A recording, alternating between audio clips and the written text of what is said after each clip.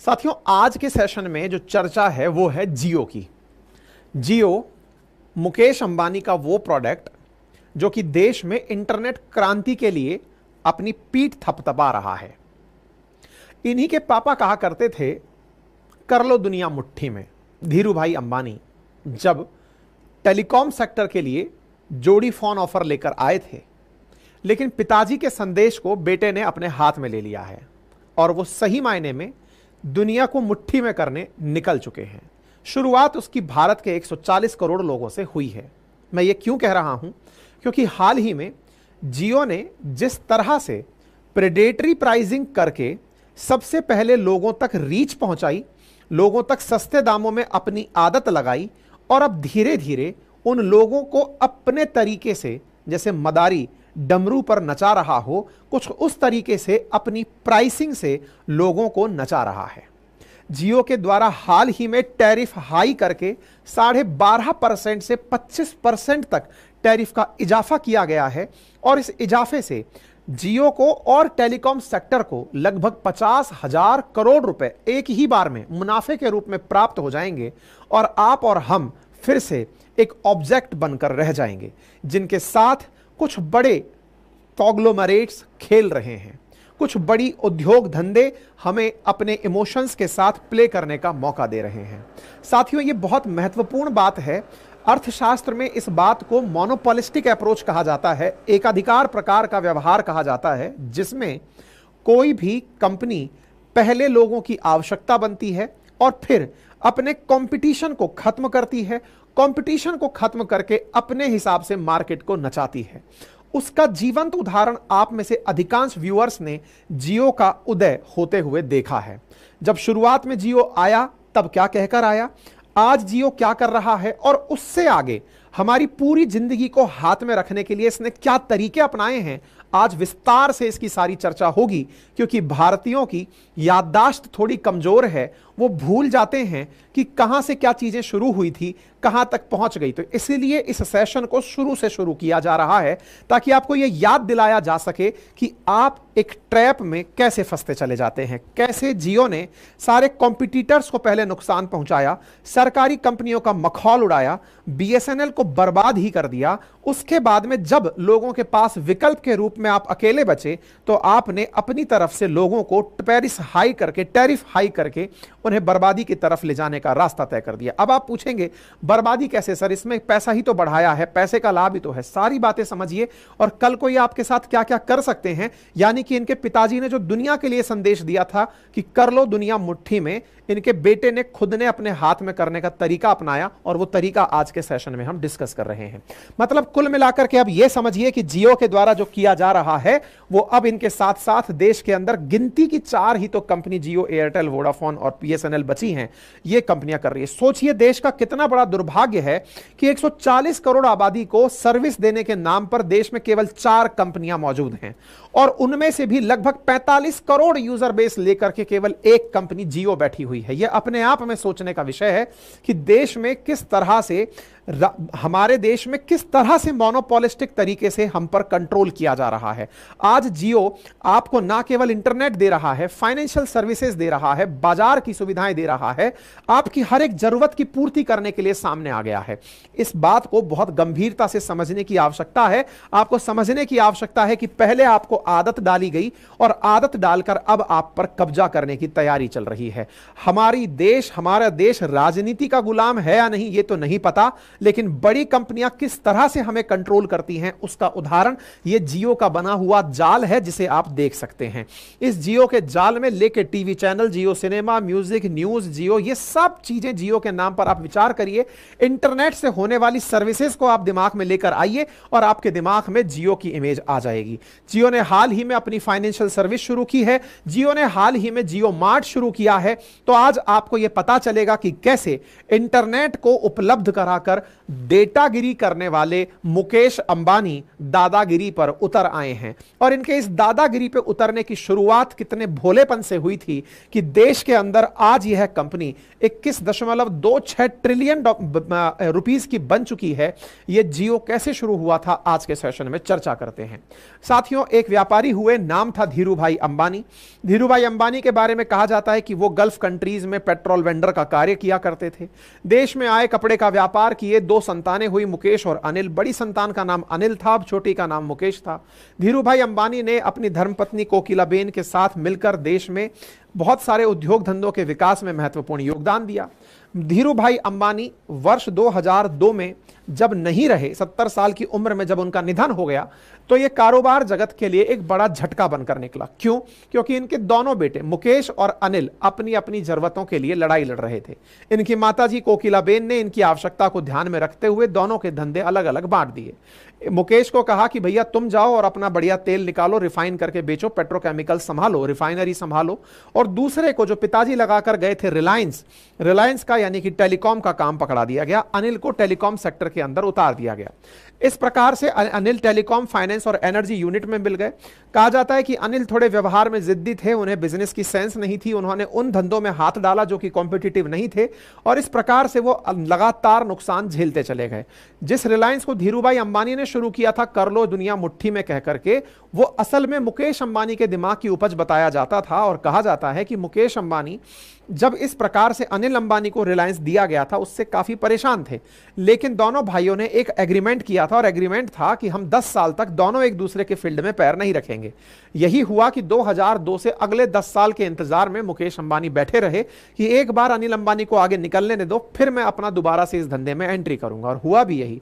2010 में पहुंच करके इन्होंने अपना दिमाग लगाना शुरू किया, क्योंकि 2012 में इनका समय पूरा हो रहा था कि मुझे टेलीकॉम में उतरना है। और इस उतरने में इन्होंने धीरे धीरे जियो की बुनियाद 2010 के आसपास शुरू कर दी थी। कहते हैं कि 2010 में रिलायंस इंडस्ट्रीज ने 4800 करोड़ में इन्फोटेल ब्रॉडबैंड सर्विस लिमिटेड नाम की एक कंपनी की 95% हिस्सेदारी खरीदी थी। ये जो इन्फोटेल ब्रॉडबैंड सर्विस लिमिटेड है, यही देश की वो कंपनी थी जिसके पास 4G नेटवर्क का स्पेक्ट्रम था देश के 22 जोन में। बड़ा ही इंटरेस्टिंग है कि 4G का इसके पास नेटवर्क स्पेक्ट्रम था, और इस नेटवर्क स्पेक्ट्रम को लेने वाली ये company according to agreement between 2 brothers होने को तो फ्रंट फेस में जियो नहीं हो सकती थी, इसलिए किसी दूसरी कंपनी के साथ था। लेकिन रिलायंस जियो ने बाद में इसी का नाम बदल करके, इसी इन्फोटेल ब्रॉडबैंड सर्विसेज का नाम बदल करके रिलायंस जियो किया।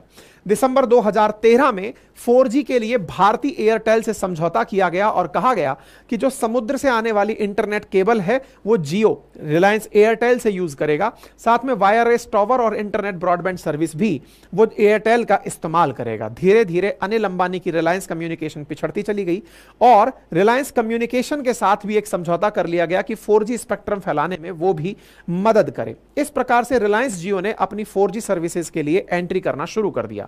27 दिसंबर 2015 को सबसे पहले रिलायंस ने अपने कर्मचारियों को जियो की सर्विसेज उपलब्ध कराई। 4G सर्विस अपने कर्मचारियों को 2015 में उपलब्ध कराई दिसंबर के अंदर, और कहा कि एक बार आप यूज करके देखिए, आप अगर यूज कर लेंगे तो फिर अप्रैल मई में चल के पूरी दुनिया वालों को बेवकूफ बनाएंगे। हुआ भी यही। मुकेश अंबानी ने डिजिटल रेवोल्यूशन लाने के लिए वर्ष 2016 में भाषण दिया और कहा कि हम दुनिया में वो सर्विस बनने जा रहे हैं जो डेटा का और कॉल का पैसा नहीं लेगी। यह सत्य है कि जिस समय पर रिलायंस ने यह काम किया, उस समय भारत के अंदर डेटा के चार्जेस अलग होते थे, कॉल के चार्जेस अलग देने पड़ते थे। कॉल और डेटा अलग अलग, 200 रुपए प्रति जीबी तक डेटा हुआ करता था। लेकिन आज जो हम वास्तविकता में चर्चा कर रहे हैं वो इसलिए कि 200 रुपए प्रति जीबी तक हुआ करता था, आप वो मिटाने के लिए आए थे। कहीं ऐसा तो नहीं जिस तरह से आप प्राइजेस बढ़ाते जा रहे हैं, आपकी भी असली मंशा वही हो कि मुझे उसी समय तक इन्हें वापस लेकर जाना है। क्योंकि जिस तरह से आपने शुरुआत की थी, तब यह कहा था कि अब वॉइस कॉल फ्री रहेगा, डेटा, आप वॉइस कॉल तो पूरी तरह फ्री रहेगा, डेटा के लिए पे करना होगा, और वो भी बहुत नॉमिनल पे करना होगा। इसे गांधी जी के अंदर अगर गांधीगिरी कहा जाता था, तो हम इसे डेटागिरी कहते हैं। तो इस तरह से आपने अपना प्रचार किया। तो इस प्रकार से प्रॉपर तरीके से इन्होंने पूरी दुनिया के सामने एक तहलका सा मचा दिया कि इंडिया में एक ऐसा सर्विस प्रोवाइडर आ गया है जिसने 3-4 महीने के लिए तो अनलिमिटेड इंटरनेट ही फ्री कर दिया है कि जाइए और प्रतिदिन के हिसाब से आप 4 GB डेटा यूज करिए 3 महीने तक। लोगों को पहले कंजप्शन हैबिट डलवाई गई, यानी कि एक ऐसा नशा जिसकी लोगों को आदत नहीं थी। 200 GB भी कहां पर, एक 200 रुपए का 1 GB भी जहां एक और लोग पूरे महीने चला लेते थे, आपने 4 GB प्रतिदिन देकर के 3 महीने तक फ्री का आदत डाला। फ्री अनलिमिटेड कॉलिंग करवाई, 100 मैसेज के अंदर रोजाना प्रति देने की सुविधा करी। लोगों को लगा कि भाई साहब ये तो दुनिया में एकदम तहलका है। अब बड़ा इंटरेस्टिंग बात यह था कि अगर 4 जीबी डेटा आप किसी को देने लगोगे तो वो प्रतिदिन उस डेटा का क्या करेगा। इस डेटा के लिए इन्होंने बकायदा 6000 से ज्यादा मूवी फ्री में उपलब्ध कराई, 1 करोड़ से ज्यादा गाने उपलब्ध कराए कि अगर आपको डेटा मिल गया तो कंज्यूम कहां करोगे, डेटा मिल गया लेकिन चलाएं क्या इससे। उसी दौर में 2016 के अंदर देश में एक तरह से वास्तविकता में सस्ते इंटरनेट के कारण इंटरनेट क्रांति ने जन्म लिया। आज जो इंटरनेट बेस्ड जो सर्विसेज हैं, फिर चाहे वो उबर और जोमेटो हो, फिर चाहे ओया और ओलो हो, ये ओला और ओयो हो, या फिर एडटेक कंपनियां हो, चाहे यूट्यूब पर चलने वाला कंटेंट हो, ये सभी इंटरनेट के बहुत आसानी से उपलब्ध होने से बहुत तेजी से फैलना शुरू हुआ। इसके लिए बकायदा इन्होंने बहुत ही सुगम तरीके से लोगों को अपने साथ एंट्री करने का तरीका बनाया। Unlimited free call, unlimited HD video, ना जाने क्या क्या सुविधाएं देकर अपने साथ में ले लिया। शुरुआती तौर पर इन्होंने इंटरनेट का सदुपयोग करने के लिए इतने सारे एप्लीकेशन अपने लेवल पर भी उपलब्ध करवाए, जिसमें म्यूजिक था, जिसमें गाने थे, जिसमें चैटिंग थी, जिसमें मूवीज थी, तमाम चीजें थी। आज जियो के पास में, जहां जियो सिनेमा, जियो टीवी, जियो सावन, जियो न्यूज, जियो सिक्योरिटी, जो आप इंटरनेट की चीज याद कर सकते हैं वो लगभग इनके पास फिलहाल उपलब्ध है। जिस समय ये आए थे, जब इंटरनेट इतना महंगा था, इन्होंने इंटरनेट के दामों को एकदम धड़ाम से नीचे गिरा दिया। इंटरनेट के दाम को नीचे गिराने से मार्केट में, यानी इंटरनेट प्रोवाइडर जो कंपनियां थी, एयरटेल, वोडाफोन जैसी जो कंपनियां थी, उनको 17,000 करोड़ के आसपास का नुकसान हुआ। जियो का शुरुआत जबरदस्त हुआ। दिसंबर 2016 तक फ्री ऑफर दिया गया। उस फ्री ऑफर को फिर इन्होंने 3 महीने के लिए एक्सटेंड कर दिया। 31 मार्च 2017 तक हैप्पी न्यू ईयर ऑफर करके दे दिया, जिसमें अनलिमिटेड डेटा, वॉइस, यानी कि ये लोगों को सस्ते की आदत डाल रहे थे, फ्री की आदत डाल रहे थे। धीरे धीरे लोग इनसे जुड़ते चले गए। हालात ये हुए कि दिसंबर तक ही इनके पास 52 मिलियन सब्सक्राइबर जियो ऐप पर हो गए थे। यानी एक तरह से यह समझिए कि इन्होंने जियो यूजर्स की संख्या में बेतहाशा वृद्धि देखी। फिर हैप्पी न्यू ईयर आया और हैप्पी न्यू ईयर ने इन्हें 100 मिलियन सब्सक्राइबर क्रॉस करा दिया। मतलब जियो का जो जियो यूजर था वो बढ़कर के 100 मिलियन को क्रॉस कर गया। हालांकि इनकी शिकायत करने के लिए बड़ी सारी कंपनियां कंपटीशन कमीशन ऑफ इंडिया भी गई, लेकिन वहां पर कोई सुनवाई नहीं हो सकी। फाइनली इनका ये ऑफर चलता रहा। कंपनियों को भी इनकी तरह नीचे उतरकर सस्ते ऑफर्स देने पड़े। फिर जब मार्च का खेल खत्म हुआ तो अगले 12 महीने के लिए आप प्राइम मेंबरशिप ले आए मात्र 99 रुपए में, कि प्राइम मेंबरशिप ज्वाइन करो, 99 रुपीज में सारी फैसिलिटीज मिलती रहेंगी, और अगर इंटरनेट यूज करना है तो उसके लिए फिर एक फीस तय कर दी गई। धीरे धीरे इन्होंने लोगों को पहले सस्ते की आदत डाली। आदत डाल करके इन्होंने प्रॉपर तरीके से इंटरनेट का यूज करते हुए उसका कंजप्शन की हैबिट डेवलप करी। कंजप्शन हैबिट के साथ में अब उनकी इसी आदत का, जैसे एक ड्रग एडिक्ट को पहले ड्रग का हल्का सा डोज चखाया जाता है, फिर उसके बाद में उसको उसकी आदत का ही दुरुपयोग करने के लिए कहा जाता है कि अब तेरी आदत पड़ गई है, अब तू खरीद मुझसे। पहले फ्री में खिलाया, अब खरीदने पर मजबूर किया। ऐसा इन्होंने इंटरनेट के साथ किया। साल भर के लिए जो चीजें मुफ्त में थी, अब धीरे धीरे इनके दाम वसूलने इन्होंने शुरू किए। जियो प्राइम मेंबरशिप 99 रुपीज के हिसाब से कर दी, और अनलिमिटेड जो डेटा है वो 303 रुपीज के हिसाब से कर दिया। नए तरह के प्लान निकाल दिए लोगों को, लेकिन यह भी बहुत सस्ता लग रहा था। धीरे धीरे इन्होंने ऑफर्स में कहा कि अगर आप जियो मनी यूज करते हैं तो 50 रुपए तक का कैशबैक भी मिलेगा। आपको जानकर आश्चर्य होगा, जियो ने 2017 के अंदर 31 करोड़ रुपए का लॉस बुक किया, जो कि लोगों को देखकर लगा कि यार ये तो बहुत जबरदस्त लॉस कर लिया है। लेकिन इन्होंने एक ही झटके में जियो यूजर्स के द्वारा 99 रुपीज का जैसे ही सब्सक्रिप्शन लिया, 247 करोड़ रुपए रेज कर लिए। यानी कि इन्होंने वो तरीके निकाल लिए कि एक बार लोगों को सब्सक्राइबर बना दो, 99 रुपीज का बेचो, बल्क में ये सारा काम कर दिया। सस्ते का माल उतार कर दूसरों को मजबूर कर दिया कि वो खड़े ही ना हो पाए। इसे मार्केट की प्रेडेटरी प्राइसिंग कहते हैं, दूसरों को खा जाने वाली प्राइसिंग कहते हैं। इन्होंने इतना सस्ता कर दिया कि जो भी इनके कंपटीशन में खड़ी हुई कंपनियां थी वो ऑलमोस्ट बर्बादी के कगार पर पहुंच गई। चाहे टाटा डोकोमो हो, चाहे उस समय की एयरसेल हो, लगभग 8-9 कंपनियां देश में उस समय कॉल के लिए उपलब्ध थी। इन्होंने सबको लगभग मिट्टी में मिला दिया। ऐसी स्थिति में इन्होंने धीरे धीरे अपने द्वारा फिर फोन भी उतारा, ताकि उस कस्टमर को भी जो इंटरनेट खरीदने का इच्छुक नहीं है, उसे 1500 रुपए का फोन दिया और कहा कि 3 साल तक यूज यूज करो, फिर जाकर वापस पैसे ले जाना, फ्री इंटरनेट मिलता रहेगा।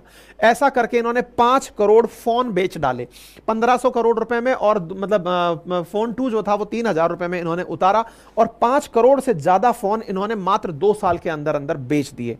धीरे धीरे समय बीतता गया, मार्च आता है, और मार्च 31 को जब इनकी जियो मेंबरशिप खत्म होती है, और उसके बाद इन्होंने अपने मेंबर्स को फिर से एक प्राइस का डोज दे दिया और कहा कि अगर आपको 2 GB डेटा चाहिए तो 98 रुपए में मिल जाएगा। यानी कि अब आपकी आदत को पकड़ा जा रहा था कि आपको पहले सस्ते की आदत, फ्री की आदत डाली, अब सस्ते की आदत डाल रहे हैं, अब आपकी प्राइसेस को बढ़ाते जा रहे हैं। धीरे धीरे इन्होंने प्राइसेस बढ़ाना शुरू किया।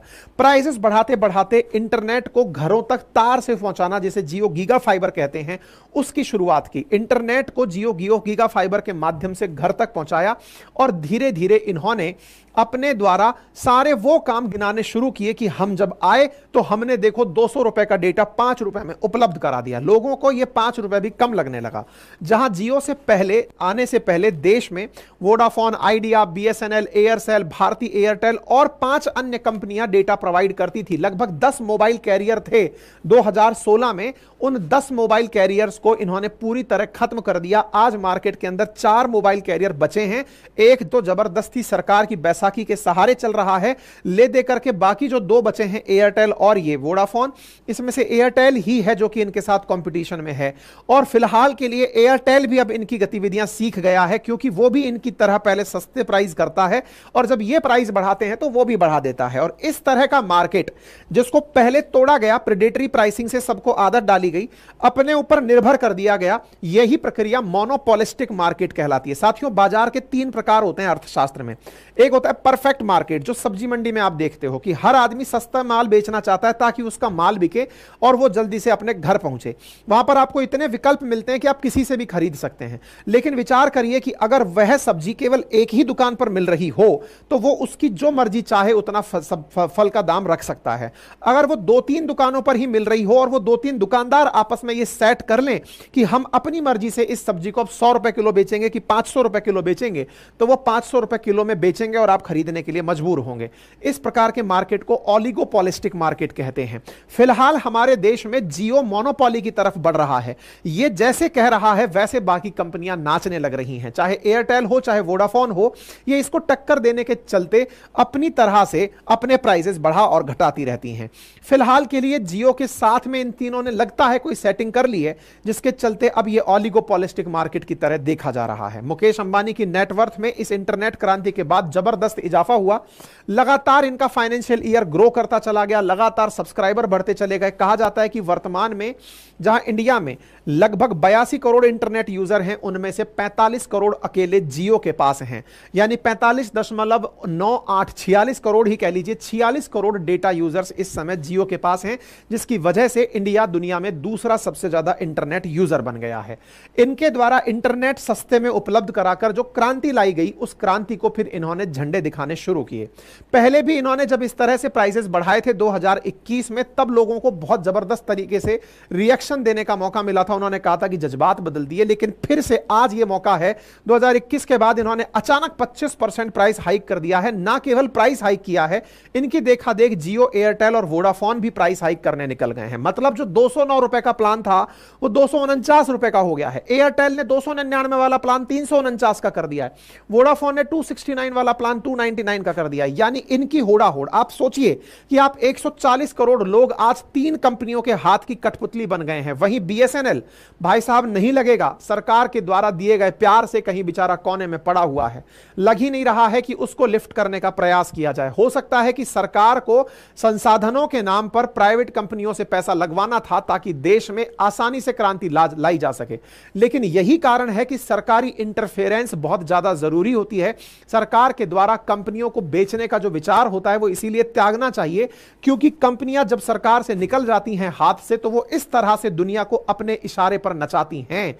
सरकार जो बार बार कंपनियों को बेचने के लिए डिसइन्वेस्टमेंट कर दो, कंपनियों को बेच दो, विनिवेश कर दो, यह सोचने की आवश्यकता है कि सरकारी कंपनियां मार्केट में होना जरूरी है। माना कि सारी कंपनियां सरकार नहीं चला सकती, लेकिन अपना एक रोल मॉडल सरकार वहां पर हमेशा खड़ा रखे कि बेटा तुम्हें कंपटीशन हमेशा इससे देना होगा। आज ये कहा जा सकता है कि बीएसएनएल में, जहां बीएसएनएल के कर्मचारियों के द्वारा कार्य करने में जो ना इच्छा थी, उसका नुकसान बीएसएनएल को भुगतना पड़ा, ये तो आधा सत्य है ही। आधा सत्य यह भी कहा जा सकता है कि अगर सरकार अपनी तरफ से बीएसएनएल को जियो के बराबर टक्कर देने के लिए खड़ा रखती तो आज मार्केट में एक ऐसा प्लेयर होता जो इस प्राइस हाइक को रोकने के लिए पूरी तरह प्रयास करता। यही कारण है कि लोग अब बीएसएनएल के पोस्टर लगा रहे हैं कि भाई फिर तो बीएसएनएल ही अच्छा है जो इतने रुपए में दे रहा है। अब लेकिन लोगों को अच्छे की आदत पड़ गई है, 4G नेटवर्क की आदत पड़ गई है, और यह सरकारी बैसाखी के सहायता से चल रहा बीएसएनएल आज भी भाई साहब नहीं लगेगा कि लड़ाई लड़ रहा है, लग रहा है कि इसको तो बिल्कुल दीनहीन स्थिति में छोड़ दिया गया है। साथियों, मार्केट की यह स्थिति बहुत घातक है। विचार करने की आवश्यकता है कि दुनिया पर जिस प्रकार से इन प्राइवेट कंपनियों ने, हमें लगता है कि सरकार एनडीए की है, कि सरकार यूपीए की है, कि सरकार इंडिया की है, सरकार असल मायने में इन कंपनियों की है। दुनिया भर में इस तरह की कंपनियों ने अपनी तरफ से बवाल मचा के रखा हुआ है। मैं फिर से याद दिला दूं, धीरू भाई अंबानी ने दुनिया को कहा था दुनिया मुट्ठी में कर लो, बेटा उनका अपनी दुनिया को मुट्ठी में करने निकल पड़ा और मोनोपोली की तरफ निकला। मैं आपको बता दूं, मार्केट में perfect competition is the best way, जो आप सब्जी मंडी के अंदर देख कर आते हैं कि साहब हम गए और बढ़िया से सस्ते दामों पर माल खरीद कर ले आए। लेकिन मोनोपोलिस्टिक जो कंपटीशन है, इसमें आपको जो वो सामने वाला बोलेगा वो देना पड़ेगा। और हमारे देश में यह बहुत बड़ी बदकिस्मती है कि 140 करोड़ की आबादी वाले देश में देश के सभी संसाधनों पर कुछ ही कॉन्ग्लोमरेट्स का कब्जा है, जिनमें से अंबानी एक है। और अंबानी के पास में इस तरह से जियो का जो कंट्रोल है वो ना केवल, और ये व्यवस्था होनी चाहिए कि जो एक सर्विस उपलब्ध करा रहा है वो दूसरी सर्विस में एंट्री ना करे, क्योंकि इसके पास में एक बार जनता का डेटा आ गया, इसके पास में इंटरनेट की हैबिट आ गई, अब ये लोगों को अलग अलग तरह की सुविधाएं देने की बात कर रहा है। जियो व्हाट्सएप से समझौता कर लिया है, व्हाट्सएप के थ्रू अपने पास में पैसा लगा लिया है, मार्क जकरबर्ग से पैसा ले लिया है, फिर ये आने वाले समय में मिलकर के लोगों के घर पर सब्जी बेचने का काम शुरू करेगा। यानी पूरे देश को क्या असल में जियो ही चलाएगा? क्या असल में पूरे देश को अंबानी ही चलाएगा? ये असल मायने में एक मोनोपोलिस्टिक मार्केट का सबसे भीषणतम उदाहरण देश में बनने जा रहा है। आने वाले समय में ये चीज बहुत ज्यादा खतरनाक हो सकती है, क्योंकि केवल इतना सा प्राइस बढ़ा करके 47,500 करोड़ रुपए इन्होंने 1 मिनट में बाहर निकाल लिए। यानी इंडिया के मार्केट से इतना तेजी से इन्होंने इंटरनेट के माध्यम से दाम बढ़ा करके ये सब कर लिया। आपको लग रहा है कि 47,000 करोड़ ही तो किया है, क्या हो गया, हम इतने सारे लोग तो हैं, 100 करोड़ के आसपास इंटरनेट यूजर्स हैं, तो क्या हो गया? बिल्कुल सही कह रहे हैं आप, क्या हो गया ये तो आपको अंदाजा भी नहीं है। क्यों नहीं है? क्योंकि जियो ने केवल और केवल आपको इंटरनेट उपलब्ध नहीं कराया। अब आपकी आदतें, क्योंकि आपने इंटरनेट पर जाकर मूवी देखी तो उसने मूवी को देने वाला जो वो था मूवी प्रोवाइडर था डिज्नी, उसको खरीद लिया है। डिज्नी को खरीद लिया। डिज्नी ने हॉटस्टार को पहले खरीद रखा था, वही हॉटस्टार जिस पर आप अपना समय बिताते हैं क्रिकेट देखते समय।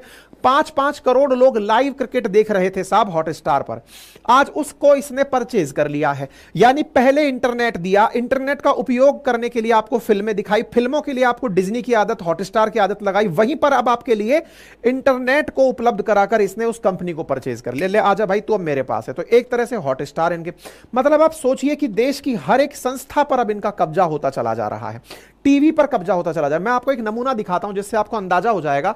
लगभग हर सेक्टर में जहां पर आप लोग मूवी देखने के लिए अमेजन वगैरह या फिर नेटफ्लिक्स यूज करते हैं, उसकी जगह ये अपना जियो सिनेमा लेकर आ गए हैं। सिनेमा के साथ जियो टीवी, जियो स्टूडियो, नेटवर्क 18 इनका अपना है। इसी तरह से इन्होंने न्यूज चैनल्स में जियो न्यूज, सीएनबीसी, मनी कंट्रोल अपने न्यूज चैनल बना लिए। जैसे आप लोग व्हाट्सएप वगैरह पर इन्वॉल्व हैं, जियो चैट, जियो स्विच, जियो 4G सर्विस इनका है। गानों के लिए आप स्पॉटिफाई सुनते हैं, जियो सावन इन्होंने अपना खरीद लिया है। इसी प्रकार जियो जीएसटी, जियो फाइबर, जियो क्लाउड, ये सब एम्बाइब करके इन्होंने पूरी तरह से एजुकेशन सेक्टर चल हो चाहे हेल्थ सेक्टर हो, सब तरफ से इन्होंने अपना ही मार्केट बना दिया। और आने वाले समय में तो ये जो बिग बास्केट, अमेजन, फ्लिपकार्ट है, इसको टक्कर देने के लिए जियो मार्ट तक ये लोग ले आए। आप सोचकर देखिए कि फाइनेंशियल ईयर के अंदर इनका जो कंसोलिडेटेड रेवेन्यू है वो 23.6% बढ़ा। 2022-23 में 9,74,864 करोड़ रुपए का रेवेन्यू इन्हें इंक्रीज किया है। भाई हम सब लोग इनके लिए अपनी एक आवश्यकता बन चुके हैं कि हमको तो जियो की जरूरत है, और जियो की जरूरत है तो ये हम लोगों के ऊपर जैसा चाहेंगे वैसा प्रयोग करेंगे। यही तो आप देखिए कि अब ये अपनी जियो फाइनेंशियल सर्विसेज लेकर आ रहे हैं। जियो फाइनेंशियल सर्विस आते ही देश की टॉप 5 में पहुंच जाती है। क्यों? क्योंकि इनके पास डेटा है। डेटा है आपका भी, हमारा भी। आपके मोबाइल में ऑटोमेटिक फ्लैश कर जाएगा कि जियो आ गया है, आप उसके थ्रू इंटरनेट का यूज कर रहे हैं। जियो फाइनेंशियल सर्विसेज के शेयर 350 रुपए से ऊपर चल रहे हैं। देश को यह समझने की वास्तविकता में आवश्यकता है कि अंबानी के द्वारा, जो मुकेश अंबानी है, इनके द्वारा जो ये काम किया जा रहा है, इस काम में जहां देश के साथ, पहले देश को साथ लेकर चलने की बात थी, आपने ये सुविधाओं का उपयोग करके लोगों के साथ 25% टैरिफ हाई करना कैसे जस्टिफाई किया जा सकता है? सरकार को आवश्यकता है कि इस प्रकार की मोनोपोलिस्टिक अप्रोच रखने वाली कंपनियों के साथ सख्ताई से पेश आए, उनसे सवाल करे, सरकारी जांच हो और यह तय किया जाए कि देश के अंदर सारे संसाधन किसी एक व्यक्ति के हाथ में ना चले जाएं। रिलायंस ने हाल ही में वायाकॉम 18 के पास 63.16% की हिस्सेदारी ले ली है। इसके साथ साथ और तो सुनिए, अब ये एसी लेकर आने वाले हैं, वाइजर के साथ समझौता किया, 10,000 रुपए में एसी लेकर आने वाले हैं कि साहब 10,000 रुपए में एसी लाएंगे, सस्ता एसी, सस्ते में ला करके देश को अपलिफ्ट करेंगे। ये प्लान इनका सबसे बेसिक प्लान है कि आपको चीजें सस्ते में मिलेंगी, लेकिन सस्ते की आदत लगाकर, सस्ते की आदत आप प्रेडेटरी प्राइसिंग के माध्यम से इसलिए लगा पाते हैं क्योंकि आपके पास भर के पैसा है। आप अपना पैसा लगाकर सब कुछ फ्री कर दो तो दुनिया वैसे ही बर्बाद हो जाएगी। सब कुछ फ्री कर दो तो और कंपनियां सर्वाइव नहीं कर पाएंगी, और कंपनियां सर्वाइव नहीं कर पाएंगी। वही सर्वाइवल की लड़ाई लड़ते लड़ते आप फिर जब अपने पास सबको पालेंगे तो आप ऐसे ही करेंगे। 2021 में आपने रेट बढ़ाई, अब 2024 में आप रेट बढ़ाकर 25% रेट सीधा बढ़ाकर ले गए। ये भाई साहब डाइजेस्ट नहीं हो रहा है। और इसके साथ ही देश के अंदर जनता को भी अवेयर होने की आवश्यकता है कि आप किसी के हाथ का कठपुतली ना बने, जागरूक रहें, इस तरह की चीजों पर अपनी प्रतिक्रियाएं दें। अपनी प्रतिक्रिया में इस बात को केवल उपभोक्ता के रूप में ना सुनते रहें कि हाथ सबके साथ ही तो हुआ है, मेरे साथ ही क्या हुआ है। आपका यही शांत रहना ही आपके लिए एक बहुत बड़ी चुनौती बना हुआ है। फिलहाल के लिए आप समझ लीजिए कि देश को किस और आप अपने तरफ से जियो के हाथ में जाता हुआ देख रहे हैं। क्या आने वाले समय में ये प्लान कर रहे हैं, अपने हिसाब से प्लान करें। ठीक है साहब, फिलहाल के लिए ये हमारी तरफ से प्रेडेटरी प्राइसिंग तो नहीं है। हमने इतने कम दामों में चार सब्जेक्ट आपके लिए, हिस्ट्री, ज्योग्राफी, पॉलिटी, इकोनॉमी, पूरे 1 साल की वैलिडिटी के साथ अपने एप्लीकेशन पर दिए हुए हैं। आप इन्हें ले सकते हैं। मुसीबत क्या है साहब, हमारे एप्लीकेशन के साथ भी बच्चे जो ऑनलाइन पढ़ रहे हैं उनका भी डेटा अब महंगा हो गया है। उनकी पढ़ाई जो हम बहुत सस्ते दामों में कराने की सोचते हैं, अब वो महंगी होने लगी है। इससे नुकसान एजुकेशन पर पड़ने वाला है। बहुत सारे बच्चों का जो इतने कम दामों में हम लोग घर बैठे इतना लाखों रुपए का कंटेंट उपलब्ध कराते हैं, वो कंटेंट भी अब एक तरफ तो आम आदमी टैक्स की मार चढ़ रहा है और ये लोग अपना खर्चा दिखाकर पहले मार्केट को अपना बनाते हैं और उसके बाद अपना खेला खेल जाते हैं। खैर कोई नहीं जी, आप लोग जागरूक रहिए। मैंने मेरा काम कर दिया है, बाकी आपकी मर्जी है। बाकी करंट अफेयर्स के जो हमारे नोट्स हैं, hand written notes, 6 notes, history, geography, polity, economy की 6 बुक्स 3000 पेजेस में आप अपने घर पर ऑर्डर कर सकते हैं। मेरे अपने हैंड रिटन नोट्स हैं जो कुछ इस प्रकार से लिखे हुए हैं, आपको हमारे एप्लीकेशन से उपलब्ध हो सकते हैं। लिंक कमेंट बॉक्स में दिया हुआ है। आपकी कोई भी टिप्पणी हो तो कमेंट बॉक्स में बताएं।